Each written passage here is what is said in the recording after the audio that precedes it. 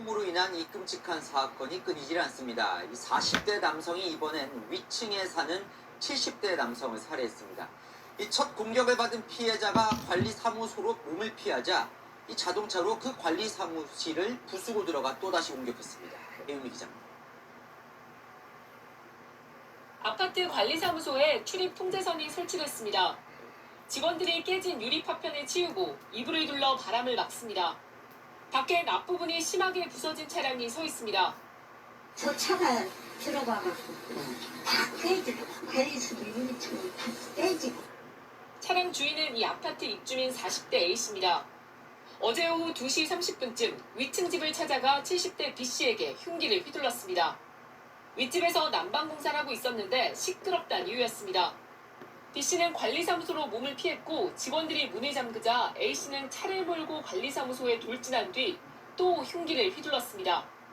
심정지 상태로 병원에 옮겨진 B씨는 숨졌고 A씨는 현장에서 붙잡혔습니다. 임대주택에 거주하는 이들은 평소에도 층간소음 문제로 갈등을 빚어왔습니다. 지난 10월과 지난달에도 층간소음 관련 112 신고가 있었던 걸로 파악됐습니다. 관리사무소는 A씨 집을 옮기기로 하고 절차를 진행 중이었지만 참변을 막지 못했습니다. 아주 쫓아올라가고 막 그냥 경찰 부르고 어제는 보이다 그 공사를 해서 뒤에서 칼차고 올라온 거야. 경찰은 A씨에 대해 살인과 특수재물 손괴 등 혐의로 구속영장을 신청할 예정입니다. 채널A 뉴스 배윤미입니다.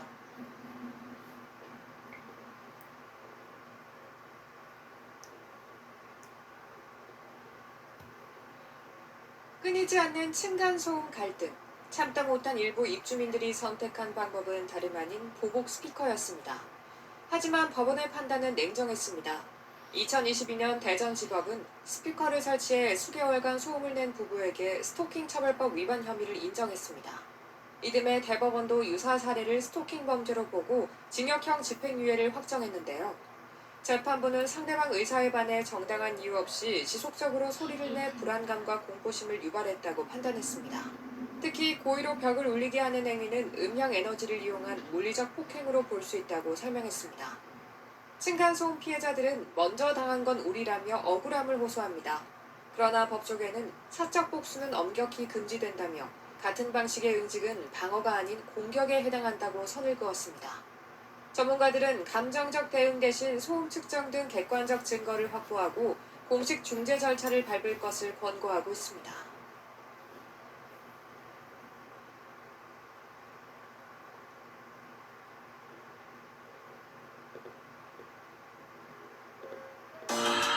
지하 1층.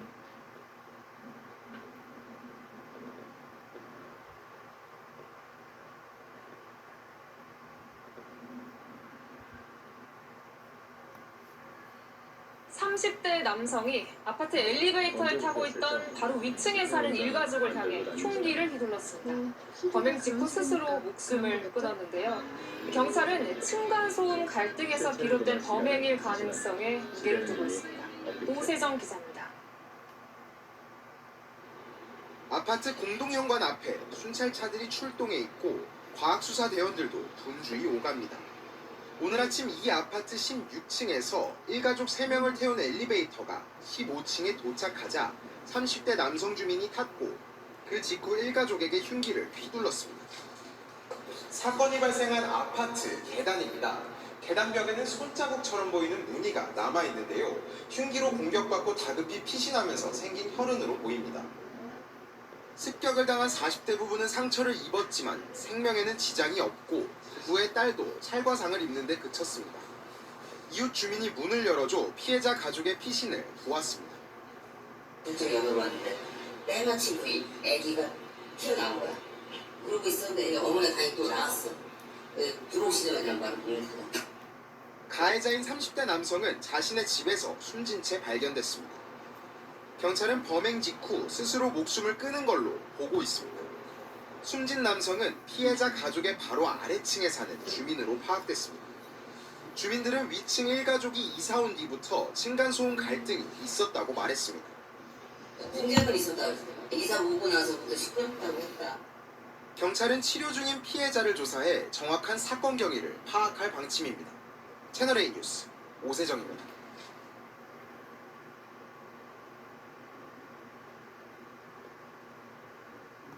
네, 국민적 스트레스로 불리죠.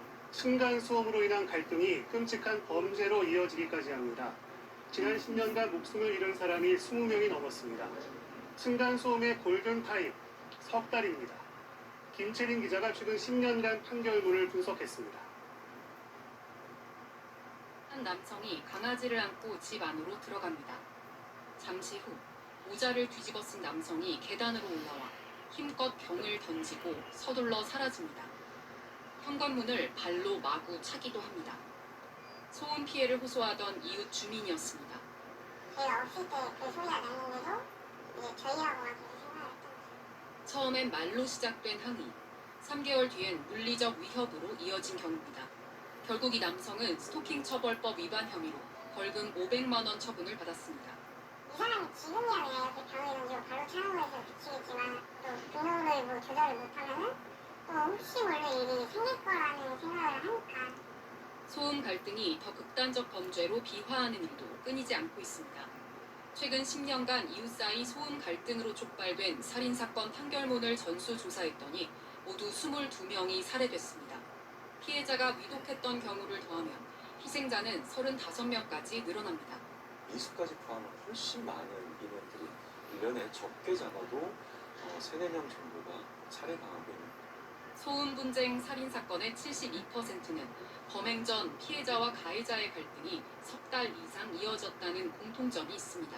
서로가 이를 주고받는 시간들이 통상적으로 몇 개월이 흘렀다. 정말 짧게 잡으면 3개월에서 6개월 사이까지 넘질드는 게 층간소음 골든타임.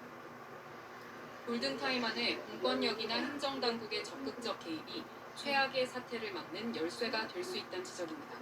스토킹이라든가 가정폭력과 같이 적극적으로 가해자와 피해자의 분리를 하고 어떤 피해자 신변 보호를 하고 경찰에 접수되는 층간소음 신고는 하루 100건 이상, 90% 이상은 반복 신고인 만큼 층간소음 112 신고 코드 신설 등 범죄 예방을 위한 적극적 대책이 필요합니다.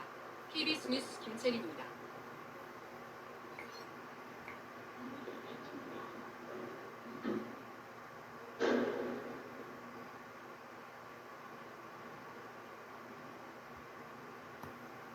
겨울철에는 층간소음이 특히 심해지는데요. 아무래도 실내 활동이 늘어나서 그러는데요. 명절 때가 되면 층간소음 갈등은 더해집니다. 어느 정도인지 은준수 기자가 전해드립니다.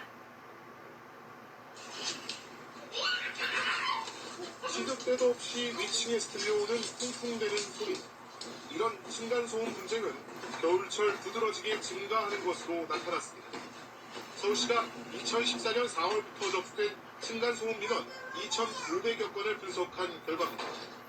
지난해 기준으로 보면 10월에는 민원이 51건이었지만 12월에는 102건으로 피해 요소가 배로 늘었습니다. 층간소음 원인은 끼거나 덮는 소리가 절반 이상으로 가장 많았고 망치질과 가구 끌기, 반려동물 짖는 소리 등이 귀를 이었습니다. 피해를 호소한 세대는 아래층이 70% 가까이를 기록해 압도적으로 많았습니다.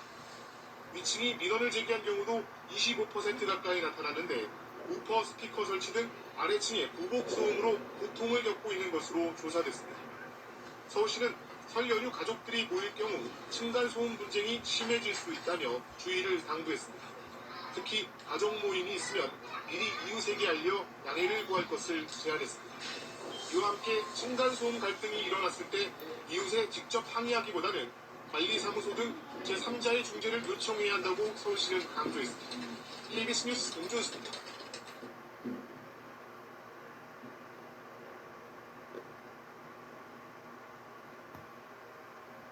일가 친척이 한꺼번에 모이다 보니 도시에선 명절 때면 층간소음이 문제가 되고 있습니다.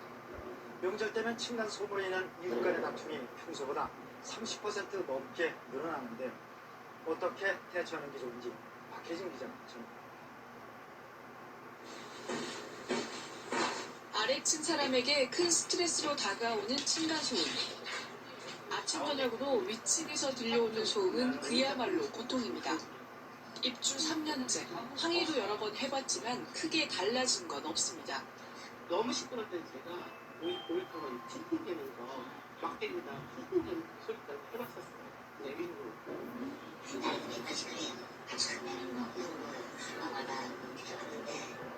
일가 친척이 한 집에 모이는 명절이 되면 어떨까?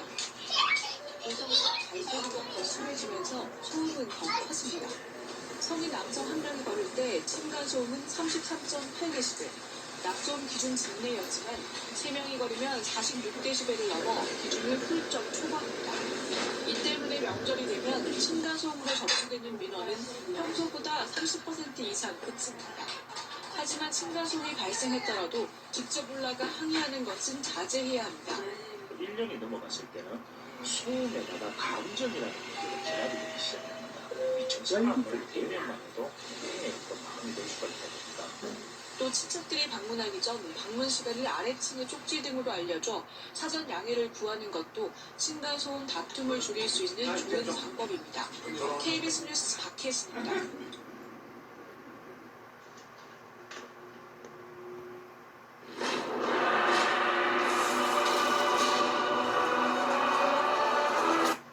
오늘부터 모든 공동주택의 층간소음 크기를 4dB 낮춘 강화된 기준이 적용됩니다.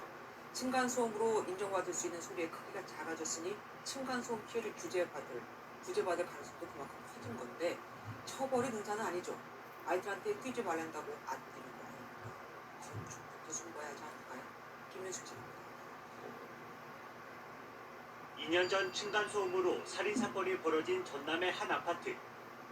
9년째 갈등이 해결되지 않으면서 30대 남성 A씨는 윗집을 찾아가 범행을 저질렀습니다. 이웃 간의 큰 갈등으로 번질 수 있지만 층간소음으로 인정받을 수 있는 기준이 높았던 만큼 참고 사는 경우가 많았습니다. 한 10시 반쯤 되면 이제 그때서부터 시작이야.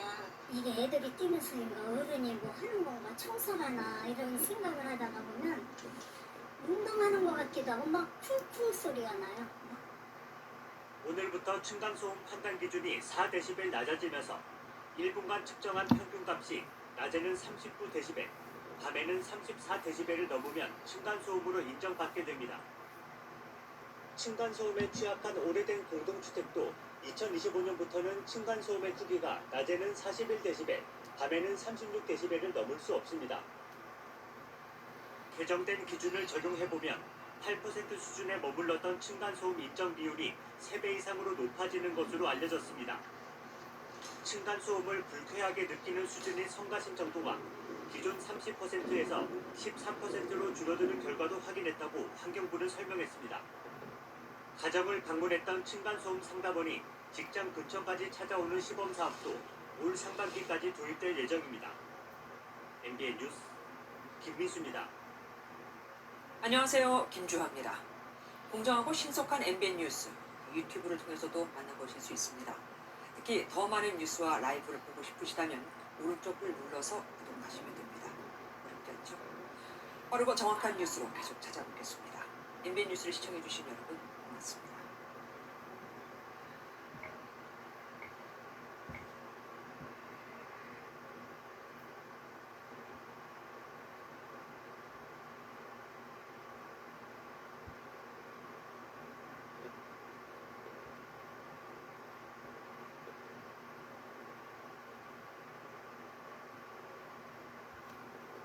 네, 설 연휴를 맞아 오손도손 온가족 모임분들 많으실 텐데요.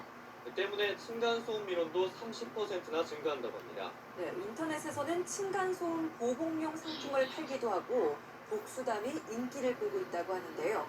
현명한 대처법은 없을까요? 신세롬 기자가 알아봤습니다. 경기도 하남시의 한 아파트입니다. 이 아파트 20층에 사는 33살 김모 씨가 위층에 사는 60대 부부의 집에 들어가 흉기를 휘둘렀습니다. 주말마다 놀러오는 부부의 손자 손녀가 소음을 만들어 여러 차례 문제 제기를 했지만 달라지지 않았던 겁니다. 지난 2013년에는 설 연휴에 부모님을 찾아온 30대 형제가 아랫집 여성의 내연남에게 살해당한 사건도 발생했습니다. 비슷한 사건이 반복되고 범죄 자체도 갈수록 흉포화되는 만큼 단순히 이웃 간의 갈등이나 개인의 분노로 치부할 수는 없습니다. 특히 가족들이 모이는 명절 등 연휴 직후 층간소음 관련 민원이 약 30% 증가한 것으로 집계됐습니다. 전체 층간소음 발생 원인의 72%가 아이들이 뛰거나 걷는 소리에서 오는 만큼 명절 기간 더 주의가 필요할 수밖에 없습니다. 참다 못한 아랫집에서는 층간소음 보복용 상품을 구입해 대응하기도 하는 상황. 전문가들은 문제가 발생한 즉시 이웃에 대응하기보다 관리실이나 지자체가 운영하는 이웃 사이 센터 등을 이용할 것을 조언합니다. 명절 때는 이쪽 부분들이 대부분 휴게 기간이다 보니까 당장에 내가 피해를 받았을 때 전화할 곳이 지금 없다라는 거. 손님들이 와야 되는 시간대가 있다면 오전 10시부터 오후 3시까지다 이러면은 그 시간대를 그 전날 미리 메모에 적어서 양해 바랍니다라는 현관문에다가 붙여주시는 거예요. 가족이 모이는 명절, 이웃 간의 배려가 더욱 필요한 때입니다. 연합뉴스TV 신세롬입니다.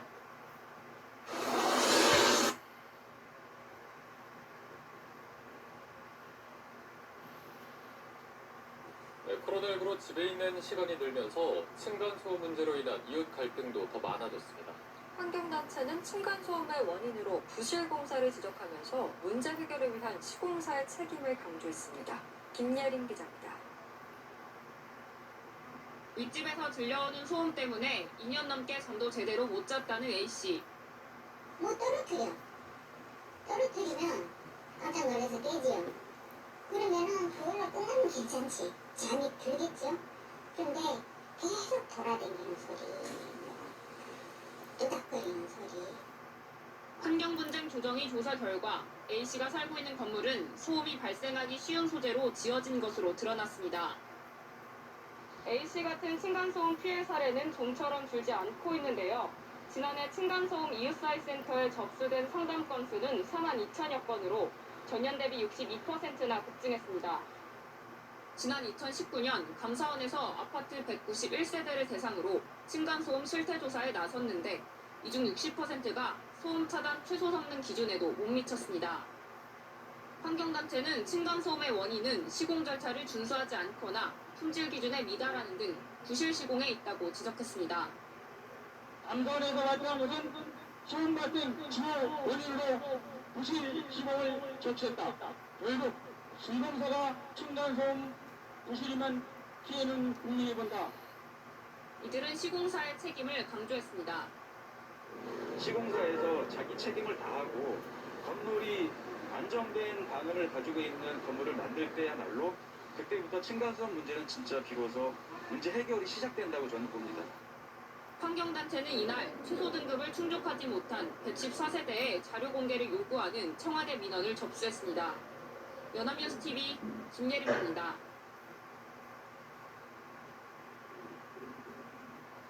코로나19로 집에 있는 시간이 늘면서 층간소음 문제로 인한 이웃 갈등도 더 잦아지고 있습니다. 지난 주말에는 층간소음 문제로 말다툼을 벌이던 이웃이 손도끼까지 드는 일도 일어났습니다. 최진석 기자가 보도합니다. 경남 통영의 한 아파트 5층 현관. 사람들이 뒤엉켜 몸싸움합니다. 이들이 잡고 있는 건 길이 50cm 정도인 손도끼입니다. 몸싸움은 경찰이 출동하고서야 끝났습니다. 아파트 4층으로 이사온 주민이 층간소음 문제로 5층 주민과 갈등이 시작된 건 지난해 초부터. 몸싸움이 난 14일 저녁에도 인터폰으로 위층 주민에게 층간소음 문제를 항의하자 올라오라고 해 올라갔더니 위층 주민이 손도끼를 들고 있었다는 게 아래층 주민의 주장입니다. 아래층 주민은 손도끼에 손을 베어 새 바늘을 꿰맸습니다. 딱 복근을 들고 일하고 있는 거예요. 제가 순간 이거는 안 되겠다 싶었어요. 이리 오는 거를 내가 제압을 했죠. 잡고 내가 넘겨뜨렸어요. 위층 주민은 경찰 조사에서 피해 예방 차원에서 손도끼를 들고만 있었는데 아래층 주민이 덤볐다고 주장하는 것으로 알려졌습니다.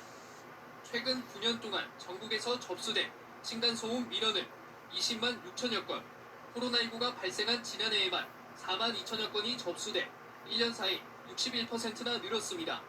층간소음 문제 해결을 위해 환경부가 2012년부터 층간소음 이웃사이 센터를 운영하고 있습니다.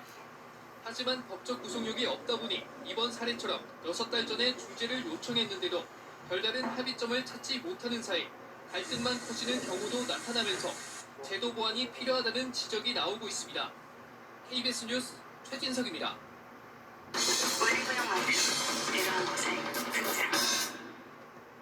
전남 여수에서 아래층 남성이 휘두른 흉기에 위층 주민들이 참변을 당하는 일이 벌어졌습니다. 40대 부부가 숨지고 60대 부모는 크게 다쳤는데요. 위층과 아래층 사이 이전부터 층간소음 갈등이 있었다고 합니다. 보도에 손준수 기자입니다. 아파트 9층 복도에 경찰 출입 통제선이 쳐 있습니다. 아래층에 살던 30대 남성 A씨가 이곳에 올라온 건 어제 새벽 0시 반쯤. 평소 층간소음으로 불만이 있었던 A씨는 아파트 위층으로 올라와 말다툼거리다가 흉기를 휘둘렀습니다. 위층 40대 부부는 흉기에 찔린 뒤 현장에서 숨졌습니다. 이 부부와 함께 살던 60대 부모 역시 다투는 소리에 놀라 나왔다가 아래층 남성의 흉기에 크게 다쳤습니다. 방 안에 있던 10대 자매는 화를 면했습니다. 아래층 남성은 범행 후 본인의 아파트로 돌아온 뒤 경찰에 전화를 걸어 자수했습니다.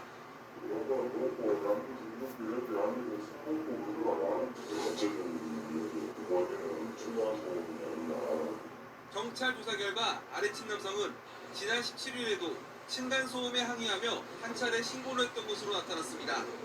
이웃 주민들은 두 집 사이에 평소에도 층간소음으로 다툼이 있었다고 말합니다.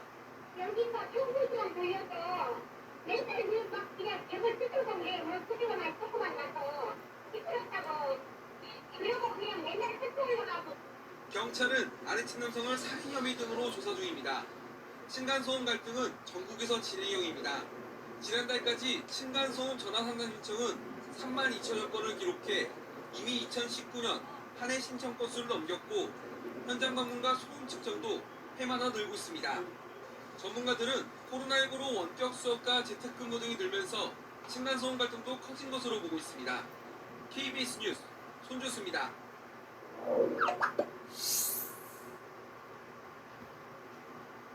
정신질환을 앓다 층간소음 시비 끝에 끔찍한 방화 살인을 저지른 안인득 사건 기억하실 텐데요. 또다시 층간소음 문제로 임대 아파트 주민이 위층 주민을 둔기로 폭행하는 사건이 일어났습니다. 유호영 기자가 보도합니다. 지난달 26일 저녁 이 임대 아파트에 사는 A씨집 현관문을 누군가 거칠게 두들겼습니다. 바로 아래층에 사는 50대 남성 김모 씨였습니다. 갑자기 문에서 짭소리가 나니까 이 아저씨가 뒷짐을 지고 서서 계속 왜 이렇게 시끄럽게. 언성을 높이던 김 씨는 갑자기 준비해온 둔기로 A씨 남편 머리를 내리쳤습니다. A씨 남편은 크게 다쳐 병원으로 이송됐고 김 씨는 출동한 경찰에 붙잡혀 지난달 28일 구속됐습니다. 새판치가 가져와서 사람을 때린다는 건 말이 안 되지. 너무너무 기가 막힌 나쁜 짓이에요.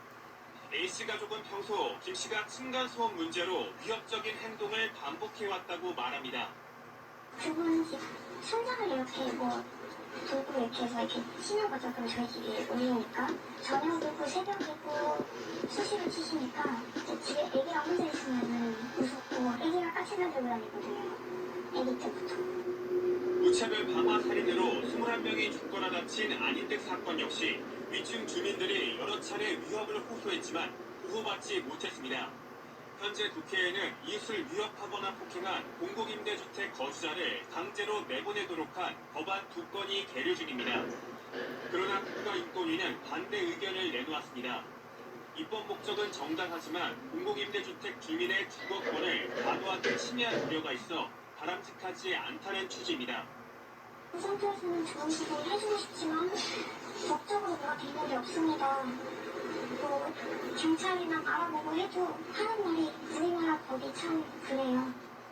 위협적인 이웃 주민으로부터 보호받아야 할 권리와 임대주택에서 쫓겨나지 않고 살 수 있는 권리 사이에 균형을 갖춘 대책이 필요해 보입니다. KBS 뉴스 유호윤입니다.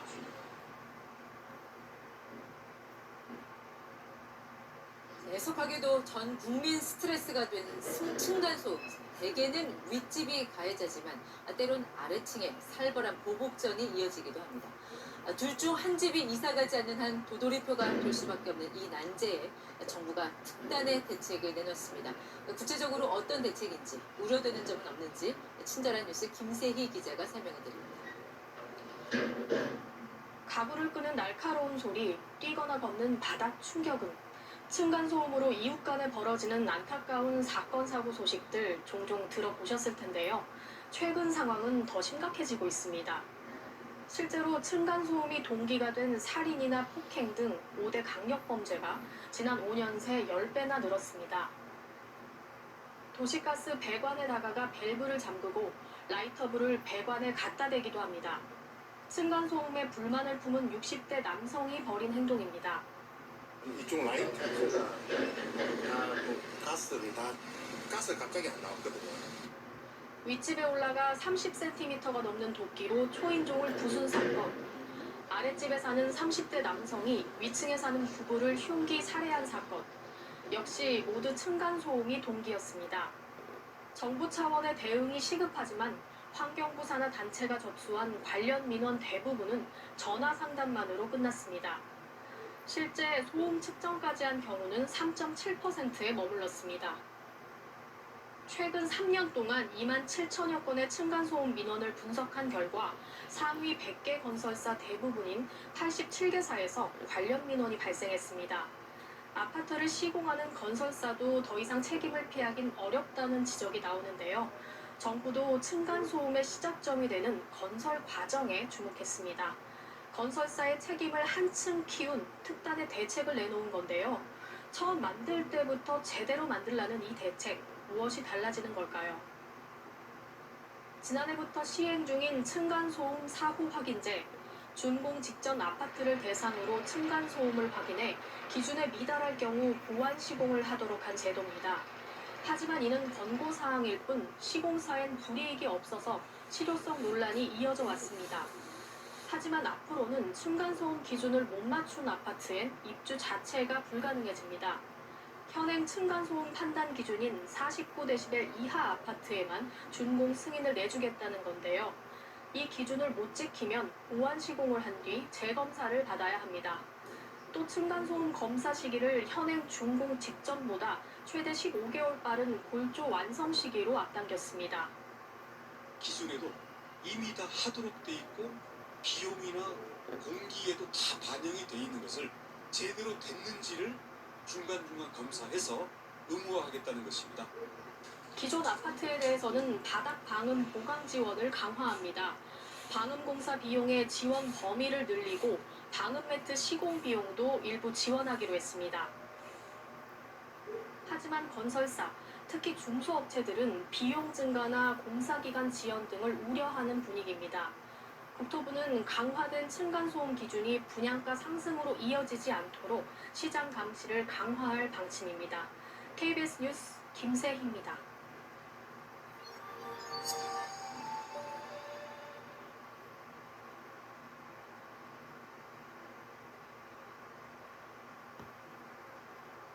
층간소음으로 말다툼을 벌이던 50대 남성이 위층에 사는 30대 여성을 살해했습니다.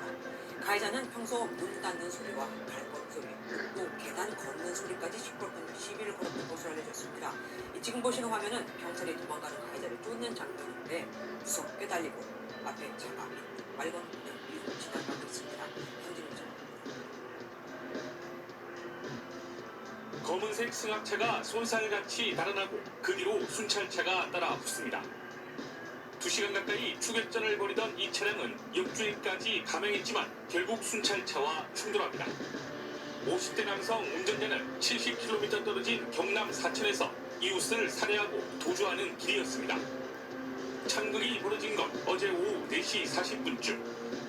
위층에 사는 30대 여성과 층간소음으로 시비를 벌이다 돌이킬 수 없는 범행을 저지른 겁니다. 가해자는 이곳 자신의 집 앞에서 우연히 만난 피해자와 말다툼을 벌이다 흉기를 휘둘러 살해했습니다. 석 달 전 이사 온 남성은 윗집에서 문을 닫거나 계단 걷는 소리도 시끄럽다며 여러 차례 불만을 표시한 것으로 알려졌습니다. 국민이 신발 신고 계단 밟은 발자국 소리 난게 마련 아닙니까? 만약에 안 난다면 이게 정상이 아닙니다. 가해자는 사건 당일 낮부터 술에 취한 상태였습니다.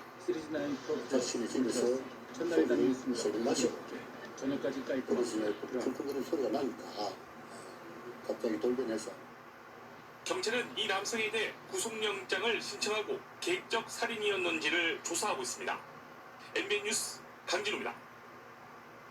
안녕하세요. 김주화입니다. 공정하고 신속한 MBN 뉴스, 유튜브를 통해서도 만나보실 수 있습니다. 특히 더 많은 뉴스와 라이브를 보고 싶으시다면 오른쪽을 눌러서 구독하시면 됩니다. 어렵지 않죠? 빠르고 정확한 뉴스로 계속 찾아보겠습니다. MBN 뉴스를 시청해주신 여러분 고맙습니다.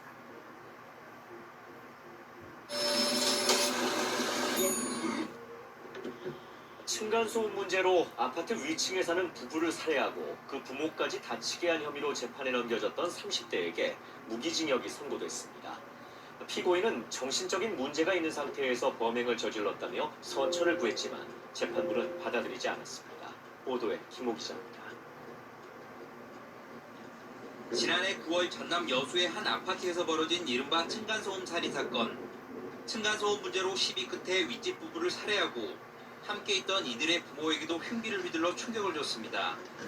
살인을 저지른 36살 장모 씨에 대해 재판부가 무기징역을 선고했습니다. 광주지방법원 순천지원 제1형사부는 범행 수법이 극도로 잔인하고 숨진 부부의 자녀들이 한꺼번에 부모를 잃게 되는 등 범행 결과도 참혹하다며 양형 이유를 설명했습니다. 재판부는 또 장 씨에게 20년간 위치 추적 전자장치를 부착하라는 명령을 내렸습니다. 장 씨는 범행 직후 스스로 112에 신고한 점을 내세워 자수감경 적용을 주장하기도 했지만 재판부는 이미 피해자의 신고가 접수된 상태여서 자수로 볼 수 없다고 밝혔습니다. 사물 변별 능력이 없는 심신상실 또는 미약 상태에서 범행을 저질렀다는 주장 역시 받아들여지지 않았습니다. 검찰이 구형했던 사형이 아닌 무기징역형이 내려진 데 대해 유족은 반발했습니다. 그 과정을 발산을 시키고 대한민국 최고 법정의 형벌을 적용을 해야 된다고 봅니다. 법이라는 질서를 바로 좀 세워줬으면 좋겠고. 검찰은 판결문을 분석해 항소 여부를 결정할 방침입니다. KBS 뉴스 김호입니다.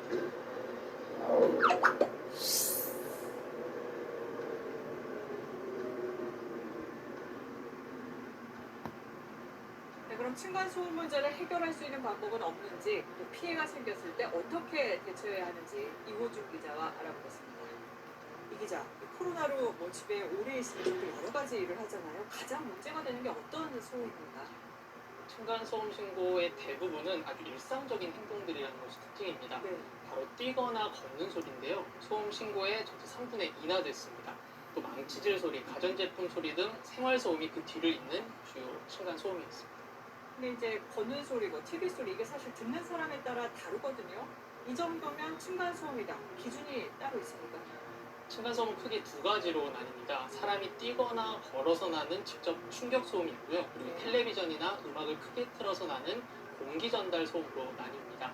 직접 충격 소음의 경우에는 낮에는 1분 평균 43dB 정도면 층간소음으로 인정을 하는데, 참고로 피아노 칠 때 44dB 정도 납니다. 또 공기 전달 소음 역시 5분 평균 45dB 이상이면 층간소음으로 인정받습니다. 이번 여수 사례를 보면 이웃들 간에 이렇게 소통이 없이 피해자가 처음에 경찰에 소음 신고를 바로 했거든요. 소음 피해를 겪는다면 어떻게 대처하는 게 좋을까요? 일단 당사자들끼리 직접 얘기하면 이렇게 다툼으로 번지기 쉬우니까 피하는 것이 좋고요. 관리사무소를 통해서 층간소음으로 내가 피해를 보고 있다라고 전달하는 것이 가장 중요합니다. 관리사무소는 필요하면 직접 집에 가서 조사를 할 수도 있습니다. 또 이렇게 해도 해결이 안 된다. 그럼 외부 전문가의 도움을 받는 것이 있는데요. 환경부와 국토부가 운영하는 층간소음 지원센터가 있습니다.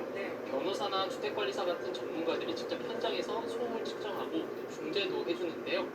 환경부 자료를 보면 최근 5년간 실제 층간소음을 측정한 게 1,600여 건 정도인데 층간소음으로 인정받는 건 한 7% 정도입니다. 사실 이런 건 이제 조정인 거고, 이런 조정 절차가 근본적인 해결책은 아니지 않습니까? 아예 아파트를 지을 때 층간소음을 없게 하면 되는 거 아닌가요? 네, 맞습니다. 바닥이 두꺼울수록 층간소음이 적어지겠죠. 이 법으로 2014년부터 모든 공동주택 바닥 두께를 210mm 이상으로 강화를 했습니다. 문제는 법이 바뀌기 전에 지어진 아파트들, 그 공동주택들은 다시 바닥 공사를 하기는 어려운데요. 서로 조심하고 배려하는 마음이 가장 중요한 것으로 보입니다. 여기서 정리하겠습니다. 이호준 기자 잘 들었습니다.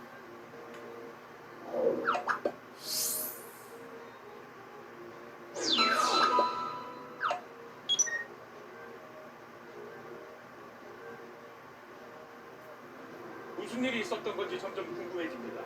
사건의 시작은 지난해부터였습니다. 지금 왜 이 좁은 공간에서 이렇게 살고 계시는지. 층간소음으로 시작을 했는데요. 아침에 이른 시간에 소리 나야 낮에 안 와도 되는 소리, 그 마늘 빻는 소리 같은 것도 나고요. 그리고 이제 일부러 쿵쿵쿵 하고 한참 뒤에도 다시 쿵 이렇게 소리가 나고요. 사람마다 느끼는 정도의 차이가 있잖아요. 어떤 소리가 괴롭힌 건지 들어보시죠.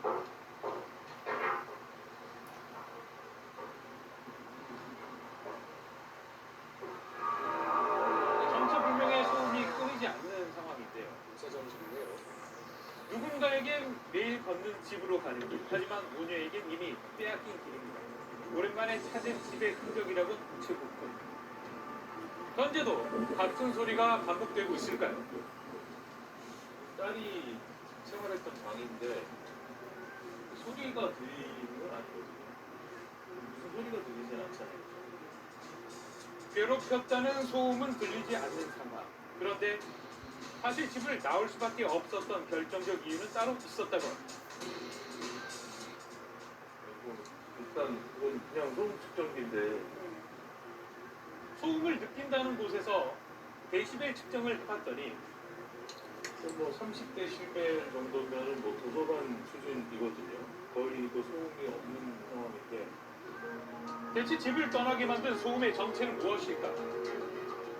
처음에는 좀 웅웅 소리를 들었던 것 같거든요. 좀 심했을게요. 바닥 진동을 할 때. 모녀의 주장에 따르면 소음의 정체는 바로 저주파. 저주파란 100Hz 이하 주파수의 소리로 인체에 영향을 미칠 수도 있습니다. 몸이 좀 심장이 쿵쿵거리면서 빨라지고 그다음에 좀 멍해지고 어지럽고 심한 날이면 어머니가 코피까지 흘렸다고요. 이거는 여기서 찍은 거예요. 저기서 움직이는 뭔가 옮기는 듯한 소리가 나서 찍었거든요. 이런 소음의 진원지를 모녀는 위층으로 추측합니다. 어느 한 곳에서만 나는 게 아닌 온 집안을 휘젓고 다녔다는 소음. 직접 촬영한 영상을 보니 작지만 웅웅 하는 소음이 들리긴 들립니다. 층간소음은 아래층이 위층으로 보복하는 게 일반적인데 이곳의 경우 조금 특이하죠. 바로 위층에서 보복을 한다는 주장입니다. 정말 모녀의 말처럼 위층에서 저주파를 보내고 있는 걸까? 소음의 정체를 밝혀낼 수 있을까요? 전문가에게 의뢰해봤습니다. 소음도 여러 가지 섞여져 있으면은 자연현상적인 것은 백색 소음이 되는데 이 경우는 주파수가 다 나타나는 거죠. 그 주파수가 일정해요. 전문가는 영상 속 소음이 저주파라고 추정합니다. 그러니까 그 벽을 만져서 울림을 느낄 수는 있지만 귀로는 안 들리는 거죠. 그러나 그 진동 자체는 신체에 영향을 줘요. 하지만 원인이 위층이라고 단정할 수 없는 상황. 그래서 찾아가서 확인해 보기로 합니다.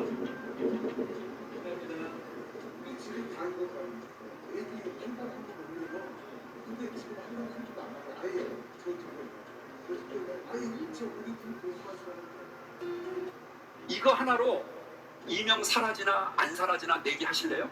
저 진짜 전 재산 걸 수 있습니다.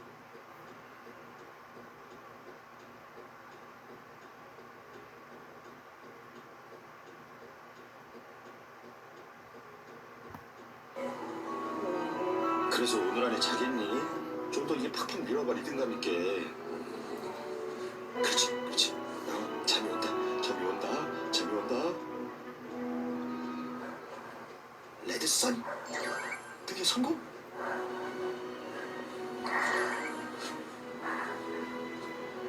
어제는 1시간 30분, 오늘은 30분. 그래, 이런 나도 있어야지. 얘들아 진짜 고맙다, 고마워. 내가 더 고맙네 진짜. 아주 그냥 푹 자라. 그 사이 엄마 이효가 진수성찬을 차려놨네요. 혼자 있으면 반찬 두 가지 넣고 많이 먹대. 이거 설마 들으는 소리 아니지? 에이, 아무튼 됐어.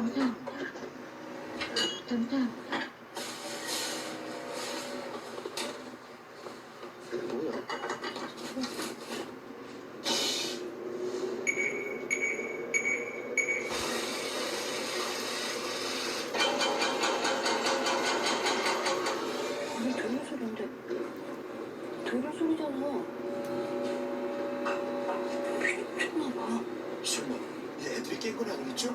미친 거 아니야?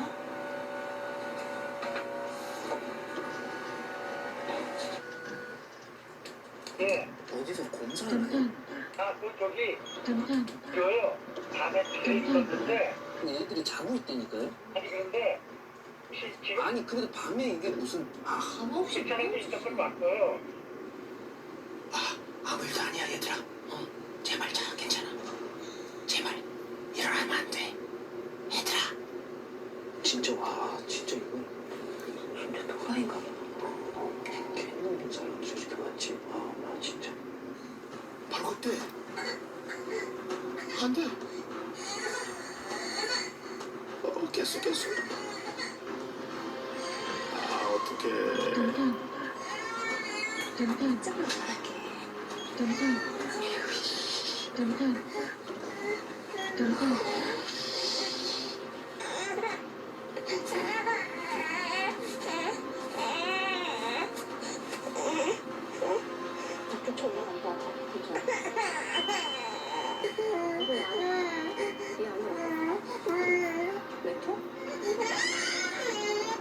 그래서 아빠가 가는 게 낫지 않나? 아빠가 가면 진짜 싸. 한잔 있어도 밤에 하면 열받는데 애까지 되는 밤에 하면 진짜 열받고 낙서보다.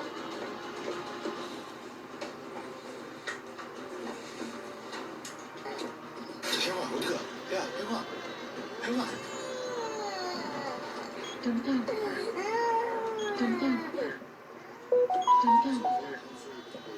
대체 이게 무슨 일입니까? 오늘이 처음이 아니에요. 오늘이 처음이 아니었고 여러 차례에 대해서 제 얘기를 말씀을 드렸어요. 이제부터 공사를 해야 되니까 이제 서로 너 시간을 좀 피해줘라. 우리 애기들이 있으니까. 방에 촬영하고 있고 카메라가 돌고 있는 걸 알고 있기 때문에 더 많이 참았는데 약간 저녁에는 못 참겠더라고.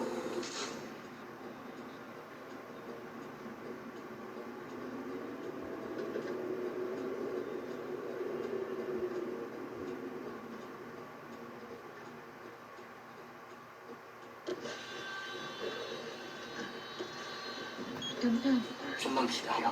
떠나간 당신에게 던지는 추성훈의 결. 3대가 덕을 쌓아야 좋은 윗집 만난다는 말이 있지요. 층간소음이 고민인 분들이 오죽 많으면 이런 말까지 생겼을까 싶은데요. 온라인 보면 직접 찾아가서 항의하면 불법이라더라, 샤워 소리도 층간소음이라더라, 온갖 정보가 떠돌고 있습니다. 이게 다 사실인지 세상의 이런 법이 강현석 기자가 따져봤습니다. 도끼로 문을 치고 급기야 살인까지 사소한 분쟁으로 시작한 층간소음, 그 끝은 절대 사소하지 않습니다. 갈등을 풀려면 먼저 올바른 방법을 알아야겠죠.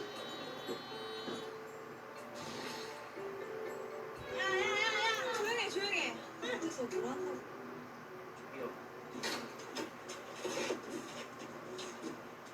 지금 시간이 몇 시인데 조용히 좀 해주세요. 이렇게 찾아와서 항의해야죠. 그런데 말입니다.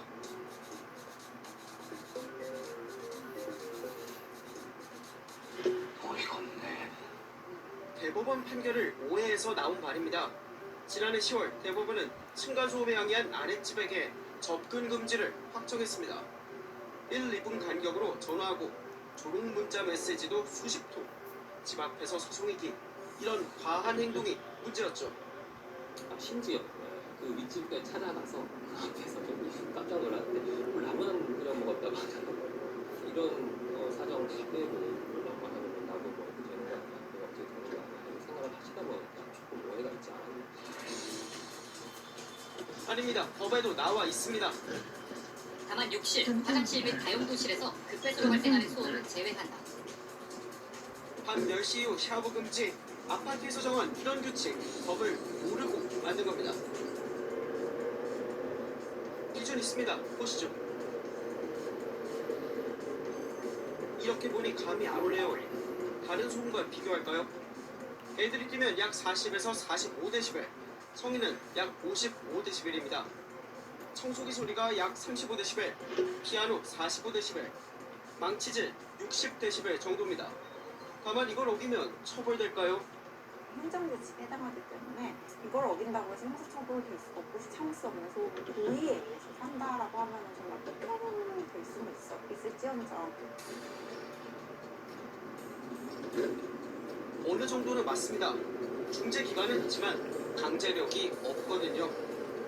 민사소송 제기가 가능은 한데 많이 하는 방법은 아니죠. 생명 침해에 대한 위자료는 몇 천만 원이 안 되는 방법에 이걸 뭐 얼마를 주겠어요? 한 줘봤자 뭐 몇백만 원, 너 이거 한번 당해봐라 이렇게 약에 맞춰서 소송까지 하시는 분들. 주거 침입 시비가 걸릴 수도 있으니 들어가지 마시죠. 윗집 문틈에 손을 넣고 문 열라며 소리치고 윗집 주민 손을 꽉 잡은 남성. 손을 밀어넣은 게 주거 침입, 손을 잡은 게 폭행입니다. 쪽지를 붙이면 스토킹 처벌법 위반이란 말도 돕니다. 과한 해석이죠. 저는 이렇게 틀렸다고 답을 드리고 싶어요. 왜냐하면 스토킹이라는 그 기본 용어의 뜻에는 지속성하고 반복성이 들어가거든요. 근데 쪽지 한번 붙이는 거는 한 번이죠. 이 정도 쪽지가 처벌 대상일 리는 없겠죠. 이 정도는 돼야 협박이든 뭐든 처벌 대상이겠죠. 스토킹 처벌법은 갓 나온 따끈한 법입니다. 층간소음에 어떻게 적용할지 아직 모릅니다. 이야기는 다음 주도 계속됩니다. JTBC 강현석입니다.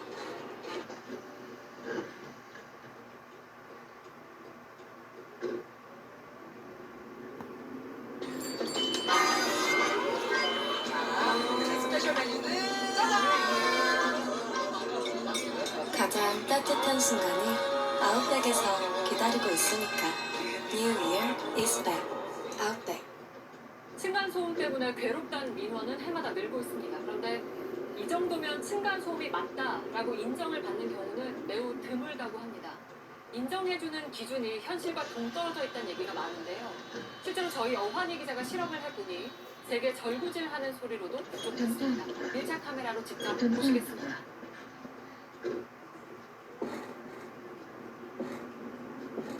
코로나다 보니까 또 집에서 이제 녹음을 하시잖아요. 발망치로 시작을 했는데 화는 나면서 공포심도 들고 아 이거 어떻게 해야 될지 모르니까 막 손도 막 저절로 떨리고. 층간소음으로 6개월 넘게 고통받고 있다는 집을 찾아가 보랬는데요. 소음은 출근 준비를 하는 아침 시간부터 시작된다고 합니다. 신호를 속여보는 소리. 여기서 또 애들이 모르고 하면은 너 집어던지고 그런 소리가 여기는 좀 나거든요. 네, 집안에서 1시간 정도 있으면서 들리는 소음을 모두 적어봤습니다. 아이가 가지 말라고 우는 소리, 방문을 여닫는 소리, 샤워기를 탁 하고 누는 소리가 분 단위로 들렸습니다. 저녁에 전문가와 다시 집을 찾았습니다.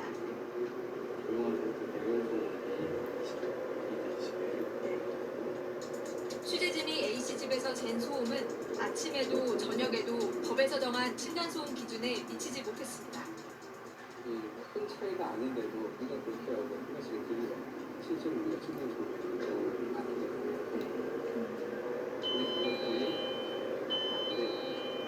A씨는 최근 정신과 치료를 시작했습니다. 제가 갑자기 눈물이 제가 너무 눈물이 나는 거예요. 너무 힘들어서 잠을 계속 못 자니까 6개월 정도를 심장이 두근두근거리고 있잖아요. 실제 이웃사회 센터의 호소에도 층간소음으로 인정받는 경우는 100건 중 7건 꼴입니다. 네, 층간소음으로 인정이 되려면 어느 정도 소리가 나야 되고 또 충격이 있어야 하는지 직접 실험해 보겠습니다. 전문가 조언을 받아서 위층에서 야구공, 절구, 망치를 이용해 소음을 내봤습니다.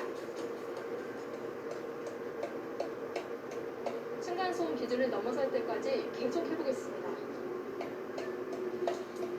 바로 아래층에 있는 취재진에게 쿵쿵 소리와 진동이 전해졌지만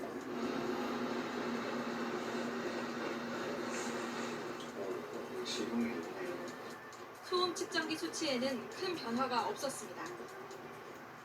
네, 지금 층간소음 기준에 맞춰보려고 몇 분째 열심히 뛰고 있는데요.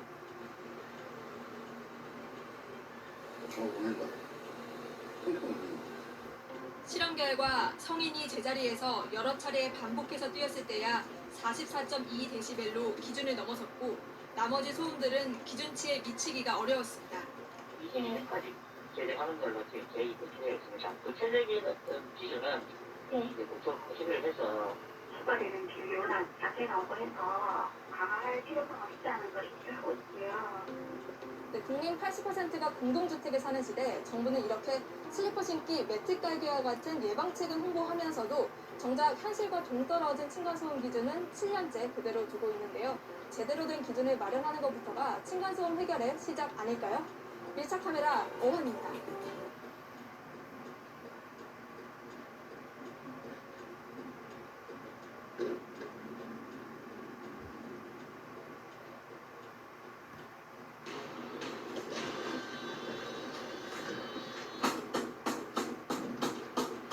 누구세요? 누구세요? 누구신데요?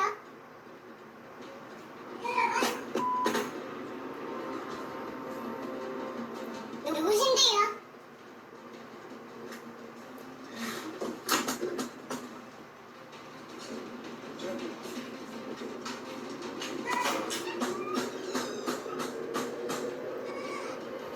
네, 안녕하세요. 여기 아니요, 거기 계세요. 거기 계세요. 지금 라고 하셨어요, 저한테? 거기 계세요. 거기 딱 계세요. 가지 말고 계세요. 처음에 그 층간 소음이 있었어요. 특히 새벽에 우리가 좀 많이 들린다 해가지고 다 좋게 말씀을 드렸고, 근데 이집에서는 계속 우리 아니다 이렇게 좀 그냥 아니라고 부정을 하셔가지고 내가 조금 조심해달라 해서 그냥 처음에 좋게 마무리가 됐어요. 그 뒤로 계속 이제 개선이 안 되고 제 새벽에 소리가 계속 들리고 해서 제 기분 안 나쁘게 제가 서가지고 조심해달라고 이렇게 했어요. 그게 기분이 좀 나쁘셨나 봐요. 그러니까 우리가 아닌데 계속 이렇게 한다 이렇게 생각을 하시는 분들이 있었고 내려오셨어요. 아주머니가 너희가 너무 예민하다 이렇게 좀 얘기를 하시니까 그게 언제 높아졌어요. 잘 때 기만을 해라 이런 식으로 얘기를 하시니까 서로 좀 감정이 안 좋아졌는데 그 다음날 아침에 그분 남편분 와가지고 거의 아침 7시쯤에 저렇게 하시는 거예요. 예? 뭐라고요? 뭐라고요? 저 먹었다고 하셨나요? 거기 딱 계세요. 싫습니다.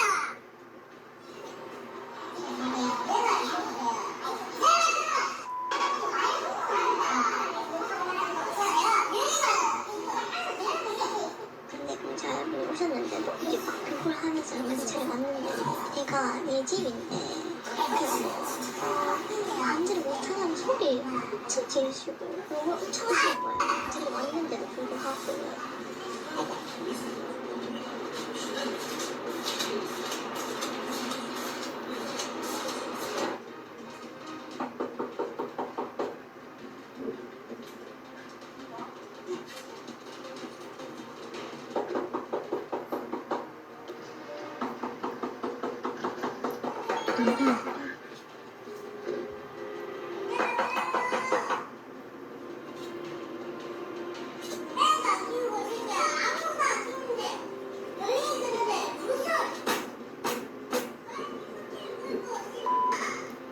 당장 그 피나고 밖에 잠시 나갔을 때도 위에 분이 제 얼굴을 아니까는 뭐 해코지 하려고 할 수 있는 상황이잖아요.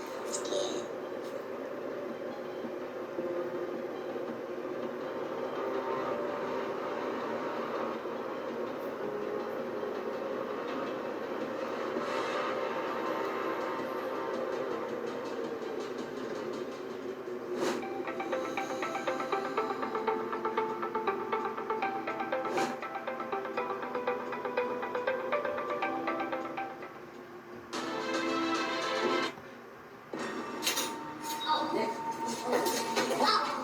야, 내가 이게 웃기냐? 야, 근데 네가 네 혼자 살아?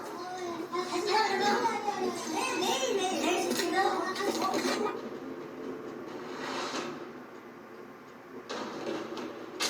저녁 한 9시 반 정도 시작이었고요. 위층에서 너무 시끄러워서 저희 동에 단톡방이 있어요. 설날이고 그러니까 뭐 좀 시끄러울 수 있겠지. 근데 언제까지 계속 저희도 참을 수가 없는 거니까 너무 스트레스 받으니까 1시간 정도 있다가 카톡을 썼어요. 단톡에 좀 너무 시끄러운 것 같다. 이제 저희 애들 잘 시간이라서 조금만 조용히 해주세요 하고 카톡을 올렸는데 답장이 없으시더라고요.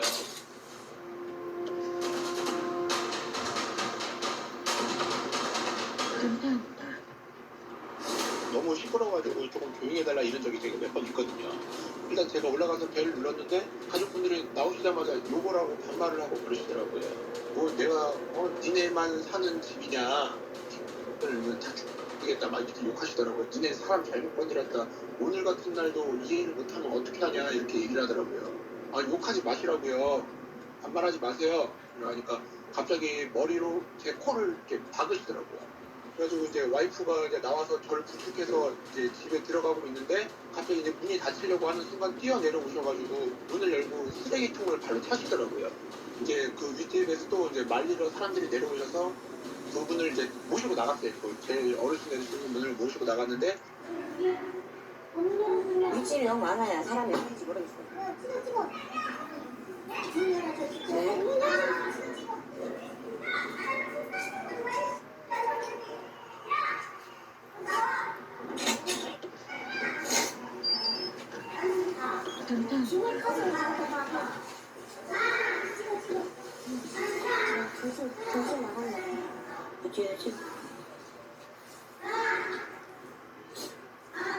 커피나?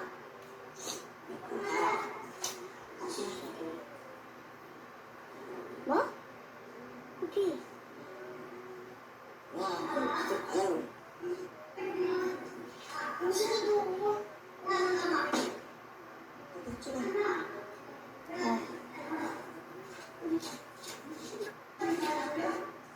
문 앞에서 계속 욕을 하고 문을 발로 차고 이제 도어락을 계속 이렇게 왔다 갔다 하시고 부서뜨리려고 완전 빨리 문 열라고 욕하면서 집에 오자마자 경찰을 불렀고 계속 그런 상황이 돼서 혹시나 저희 뭐 문 부서지고 도어락이 부서질까봐 문을 제가 열었어요.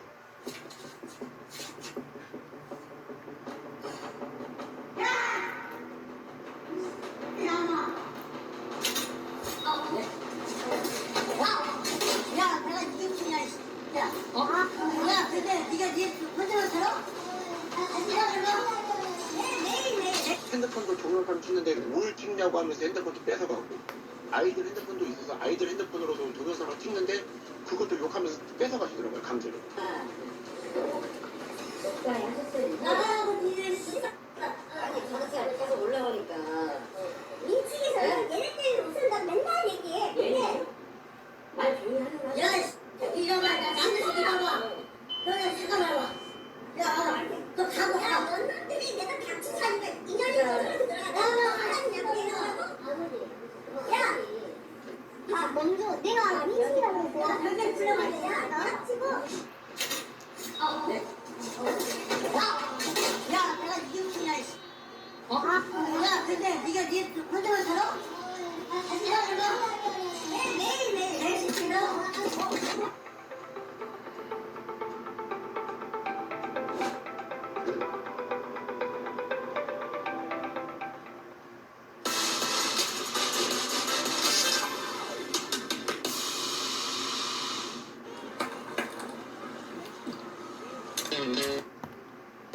울산의 한 아파트 현관문 앞 마스크를 쓴 여성이 나타나 손에 든 휴지로 자전거 손잡이를 닦습니다.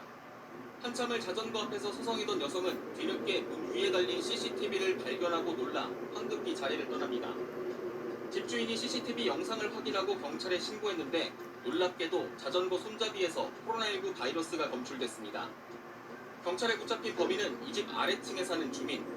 코로나 양성 판정을 받은 뒤 자신의 분비물을 자전거에 묻힌 것으로 드러났습니다. 당시 여성은 현관문 앞에 있던 자전거 2대 가운데 아이의 자전거 손잡이에만 분비물을 묻혔습니다. 이웃 간에 이런 일을 벌인 이유는 바로 층간소음이었습니다. 아래 윗집이 1년 반 동안 갈등을 겪어왔는데 이 일이 일어나기 2주 전에는 위층 현관문 앞에 기름이 뿌려지는 일까지 일어났다는 겁니다. 그래도 코로나 중에 그러면 수습도 못했다. 이게 뭐 하는 행동이지? 몇 번을 다시 돌려봤어요. 갑자기 좀 소름 끼치고 무섭긴 하더라고요. 취재진과 만난 아래층 주민은 잘못된 행동이었다고 후회했습니다. 다만 계속되는 층간소음에 갈등을 겪고 이사까지 고민하던 중에 돌이 안 된 어린 자녀가 코로나로 아파하며 잠들어 있는데 쿵쿵거리는 소리를 듣고는 홧김에 행동했다고 했습니다. 경찰은 이 여성에게 특수상해 미수 혐의를 적용하는 한편 감염병법을 위반했는지도 검토해 검찰에 송치하기로 했습니다. MBC 뉴스 정희곤입니다. 제주시의 한 다세대 주택 주차장. 아이와 어머니가 짐을 챙겨 차에 올라탑니다. 잠시 후 어머니가 다시 집으로 들어간 사이 한 남성이 차량 옆을 서성입니다. 그러더니 아이가 타고 있는 조수석으로 다가가 차문을 열고 손에 들고 있던 흉기를 들이밀었습니다. 아이가 타는 지금 깜짝 놀라가지고 뛰어오니까 입구에서 너 무서워? 내가 무서워? 그 말이 들리면서 다들 이렇게 올린 거예요. 이렇다고 있어요. 아이를 위협한 이 남성은 바로 아래층에 살고 있던 30대 A씨였습니다. 남성은 아이의 어머니가 자리를 비운 틈을 타 주방에서 가지고 나온 흉기를 가지고 차량에 타고 있던 아이에게 욕설을 하며 협박을 한 것으로 알려졌습니다. 아이 어머니는 곧바로 경찰에 신고했고 이 남성은 현행범으로 체포됐습니다. 애기만이 참아라 하고 그렇게 하면서 했는데 걔가 친구네 집에 갔다 오고 막 이렇게만 하고 했었는데 A씨는 경찰 조사에서 평소 층간소음으로 불만이 있어 아이에게 겁을 주기 위해 범행을 저질렀다고 진술했습니다. 살인사건으로까지 이어지는 경우가 있어서 이번 사건도 미성년자를 위협한 것이기 때문에 피해자 보호 차원에서 강력하게 경찰은 A씨에 대해 특수협박 혐의로 구속영장을 신청하고 정확한 사건 경위를 조사하고 있습니다. MBC 뉴스 박혜진입니다. 경기도 수원의 5층짜리 건물 창문에 낡아서 갈라진 원룸텔이라는 글씨가 보입니다. 이곳에 살던 20대 남성이 옆집 주민을 살해한 혐의로 긴급 체포됐습니다. 남성 한 명을 문 개방 필요 이렇게 경찰에서 접수한 거예요. 남성은 사흘 전인 24일 밤 10시쯤 원룸텔 복도에서 피해자와 말다툼을 벌이다 자신의 집으로 끌어들여 살해한 혐의를 받고 있습니다. 벽 사이로 소음이 들린다는 이른바 벽간 소음 문제가 발단인 것으로 전해졌습니다. 인사도 잘 안 하는 사람도 많아요. 방금 되긴 되는데 막 그렇게 잘 되진 않아요. 통화하는 소리 들리고.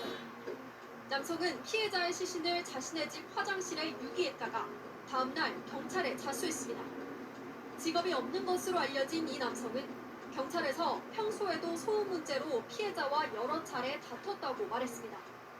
또 범행 후 양심의 가책이 느껴지고 두려워서 자수했다고 진술했습니다. 경찰은 이 남성이 복도에 있던 CCTV 영상을 삭제하려 한 정황이 있는지도 확인 중이라며 구속영장을 신청했다고 밝혔습니다. MBC 뉴스 김정우입니다.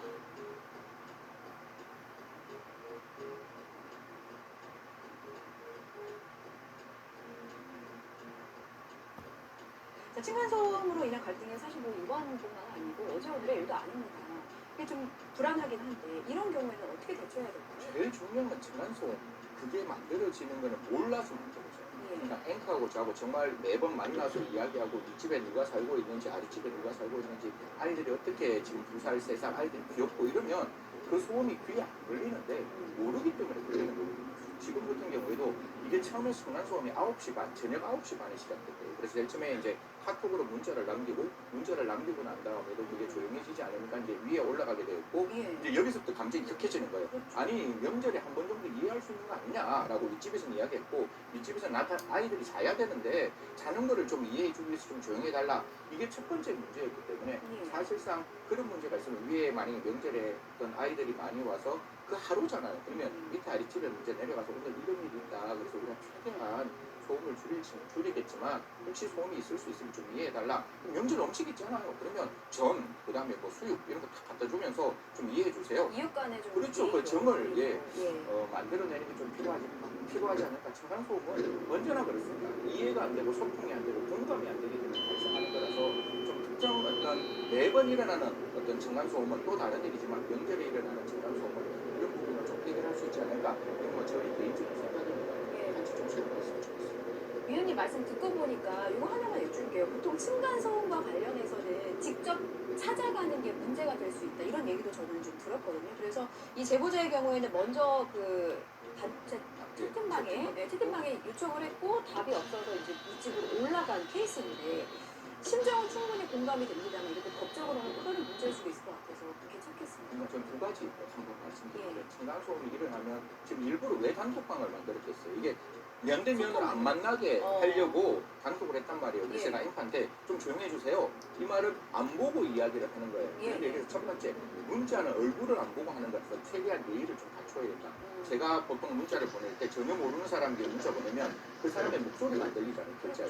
근데 아는 사람이 그 글자에 그 사람의 목소리가 들리거든요. 그래서 문자 보낼 때는 좀 정중하게 보내자. 이게 1.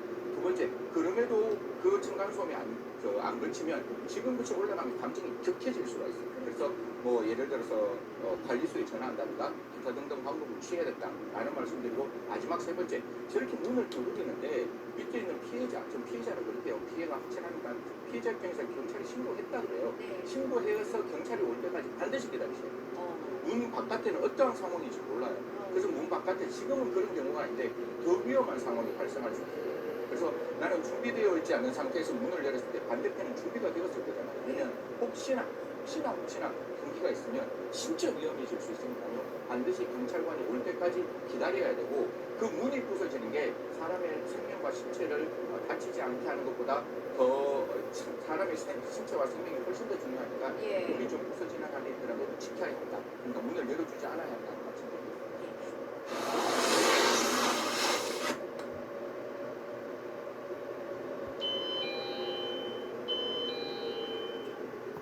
간밤에 30대 남성이 주차 중이던 승용차가 식당 안으로 돌진하면서 3명이 크게 다쳤습니다.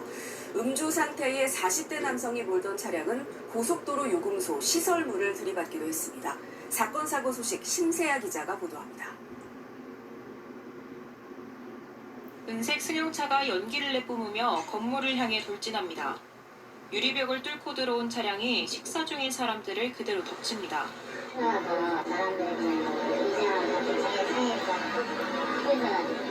30대 남성이 몰던 승용차가 경기 김포시의 한 식당으로 돌진한 것은 어제 저녁 7시쯤. 운전자는 이곳 주차장에 차를 데려다 식당으로 돌진했는데 식사 중이던 손님의 식탁을 덮치고 나서야 멈춰섰습니다. 차량이 덮친 식당은 집기와 유리 조각들이 곳곳에 흩어진 아수라장이 됐습니다. 이 사고로 손님 3명이 부상을 입고 병원으로 옮겨졌습니다. 손 골절되고 뭐 이런 데 하고 뭐 이런 데 다치고 해서 찍고 여기 앉아 있어서 이거 한 3m 날아오는. 경찰은 운전자가 주차를 하려다 페달을 잘못 밟았다고 진술한 점으로 미뤄 운전 미숙으로 인한 사고일 가능성이 높다고 보고 정확한 사고 경위를 조사할 방침입니다. 고속도로 요금소 앞부분이 심하게 찌그러진 검은색 SUV 차량이 멈춰서 있습니다. 어젯밤 11시 40분쯤 40대 남성이 몰던 차량이 서울 양양고속도로 남양주 요금소 부근 고속도로 시설물을 들이받았습니다. 인명피해는 없었지만 혈중 알코올 농도 측정 결과 운전자의 음주 상태가 확인됐습니다. 경찰은 운전자를 음주운전 혐의로 입건했습니다. 어젯밤 9시쯤 경기도 부천시 중동역 선로에서 한 남성이 전동차에 치여 숨졌습니다. 이 사고로 동인천행 급행열차의 운행이 한때 중단됐습니다. KBS 뉴스 심세아입니다.